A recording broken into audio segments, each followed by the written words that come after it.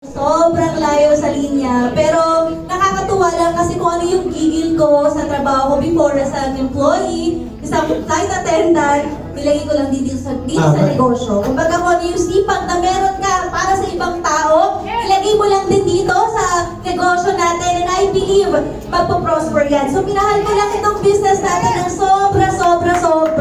Lalo na yung mga taong nakakasalamuhan natin dito, always remember na may impact ka and may impact din sila sa buhay mo. Walang kwento magsabi ng kaya mo, hindi mo kaya. Ako nga, di ba? Parang hindi ko na-imagine. Ito yung mga negosyo na kaya ko ba yan? Hindi ako yan. Laging ganun, di ba? But I believe God placed us here ng may rason. Lalo na nagdasal tayo. Gusto natin opportunity. Ibinibigay naman talaga niya. But then we need to put our effort dito sa negosyo natin. Gano'n ang ginawa ko. Lagi namin pinag-uusapan ni Coach Kim, bakit ba tayo nagtutuloy-tuloy?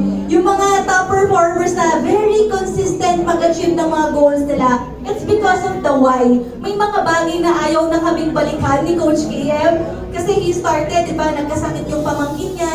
Yung mga moments na wala silang makuhanan pang pa-hospital, ito po yung negosyo na nakapagtawid sa pamilya po ni Coach Kim. As for me, I came from a family na sobrang sakto lang talaga sa buhay. Lumaki ako na yung nanay ko, alam mo yun, ito, hindi ko siya kinukutya, but then, I grew up na palaging may naniningil sa amin, kaliwat kanan kasi single mom po yung mama ko. And I thank her for doing that kasi hindi naman niya kami matatawid kung nasan ako ngayon.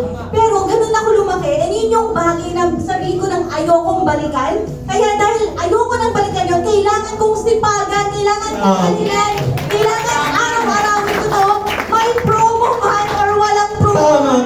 Doon nakalaan ang kilos natin. Kasi kung sobrang clear yung mga bagay na ayaw mong balikan, ayaw mong mapuntahan, dapat itodo mo dito sa negosyo natin. Kaya